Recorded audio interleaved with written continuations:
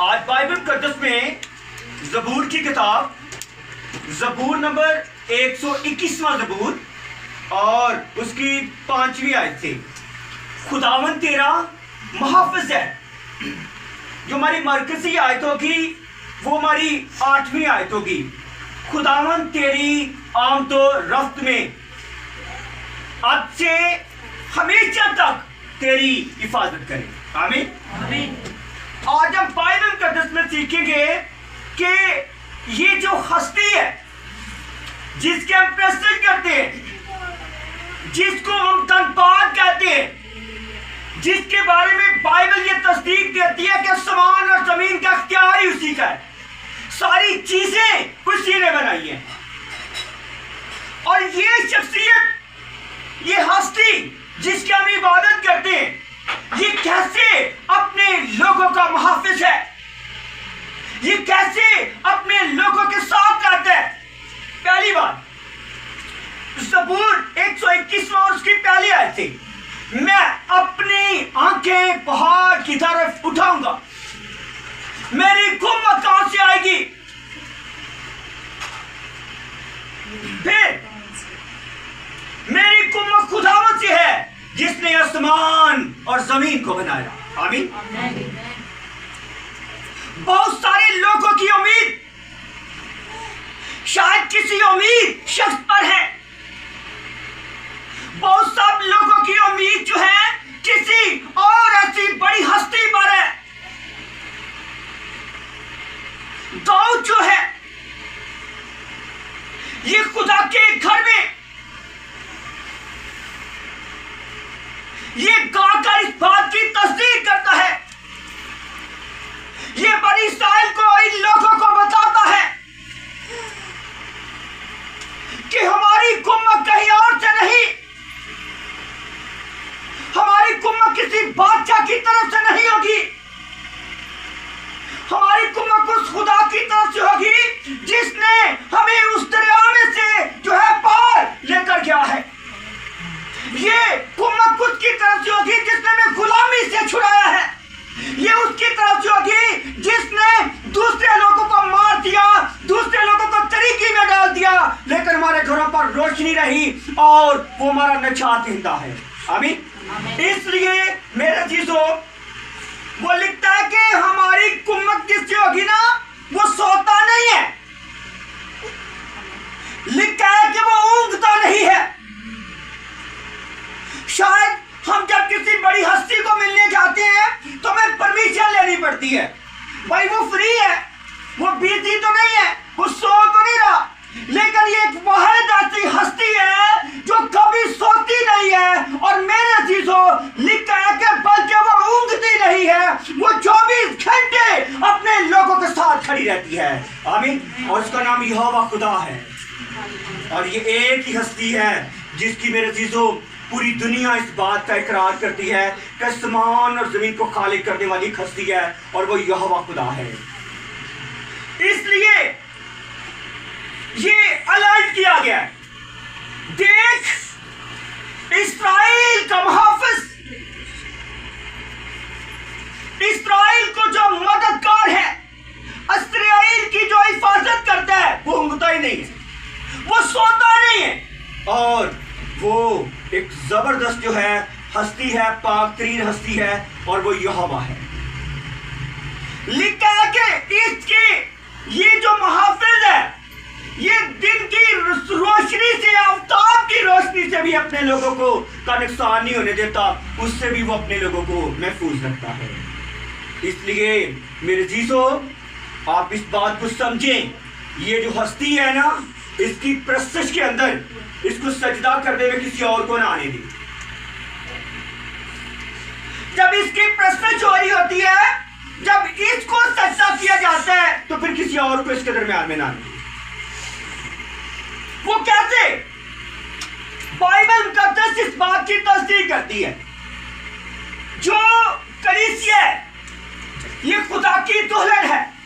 मेरे साथ रहना, ये कलीसिया जो है ये खुदा की दुल्हन है, और जब दुल्हन अपने दूल्हे के पास ना जाए, ये टाइम किसी और को दे, तो ये बदकार है। ये बाइबल की बात है। आप और मैं जो खुदा के लोग हैं, जो कलीसिया है, ये खुदा के लोग हैं। इसलिए ये जो आपका अपना खुदा जो है, जो सारी चीजों पर इख्तियार रखता है, इसके बारे में लिखा है खुदावन हर बला से तुझे महफूज रखता है। आमीन। ये मुश्किल और मुसीबतों से अपने लोगों को छुड़ाने की कुदरत रखता है। ये कैसे? एक ऐसी हस्ती का जिक्र करूंगा जो मुसीबत में पड़ गई, जो मुश्किल हालत में पड़ गई, और इसके बारे में खुदा के कलाम लिखा है सलातीन, दूसरे सलातीन का जिक्र करने लगा हूं, उसके चौथे बाब के अंदर वहां पर इसके बारे में लिखा है एक ऐसी औरत है, वो औरत बेवा हो गई है, ये मुसीबत की हालत में है। लिखा है कि ये जो हस्ती जो है, इस पर बहुत सारा कर्जा आ चुका है। ये इस दौर में जो है अलीशा मौजूद है। अलीशा को ये औरत जो है, ये मेरे अजीजों अपना तारीफ करवाती है, कहती है आए मर्दे खुदा, तेरी बंदी जो मैं तेरे साथ बात कर रही हूं, इसके बारे में लिखा, उसने कहा कि मैं जो तेरी बंदी हूं सुन ले, मैं अंबिया ज़ादों में से एक अंबिया की बीवी थी, मेरा भी शोहर है, सुन ले। आप अपने घर को अपने तरीके से नहीं चला पाएंगे। आप जितनी मर्जी सूर्यात पैदा कर दें, कभी भी अपने घर के लिए सुकून नहीं बना सकते। अगर हम खुदा से डरते हैं, खुदा की इबादत करते हैं, हमारे मरने के बाद भी हमारे घर की फिक्र की जाएगी। इस औरत के बारे में लिखा, उसने कहा मेरा शौहर खुदा से डरता था, लेकिन अब मुझ पर वक्त ऐसा आ चुका है कि मुझ पर बहुत सारा कर्जा है।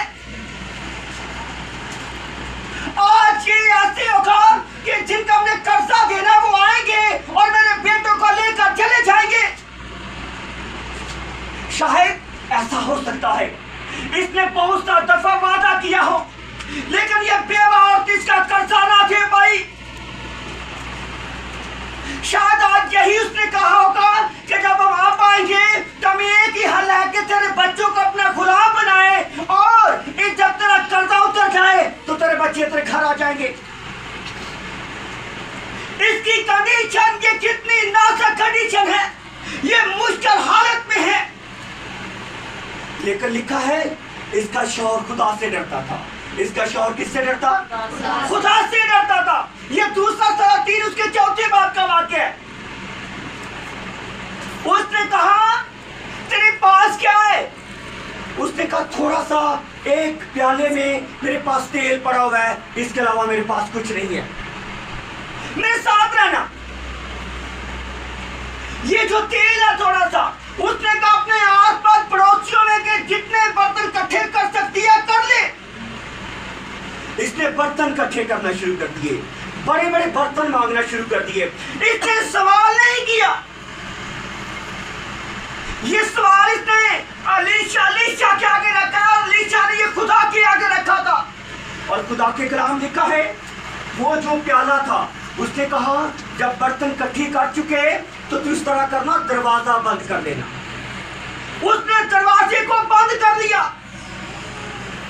जैसे उसने दरवाजे को बंद किया तो बाइबल मुकद्दस में लिखा है कि वो सारे बर्तनों में तेल अंधेल दी गई। वो थोड़ा सा तेल बर्तन भर चुका तो उसने कहा बेटा और बर्तन ला। उसने कहा मां बर्तन खत्म हो गए हैं।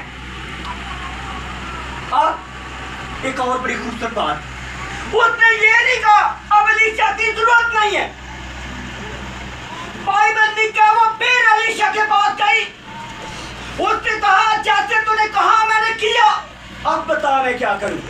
उसने कहा सारे बर्तन जो हैं वो तेल से भर चुके हैं, और जब आखिरी बर्तन भर चुका तो वो उसमें से प्याले में से जो तेल था, उस कुप्पी में जो तेल था वो खत्म हो गया।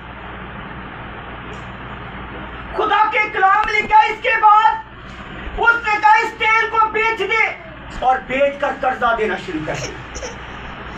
और मेरे चीजों, जब ये मौसात हुआ और उसके लिए बड़ी खुदरत हुई और उसने खुदा का शुक्र किया और वो तेल बेचकर उसने अपने मुश्किल वक्त को जो था वो आसानी में बदल गया। और जो लोग उसके बच्चे को गुलाम बनाने आ रहे थे, मेरे चीजों, उसने उनको कर्जा दिया।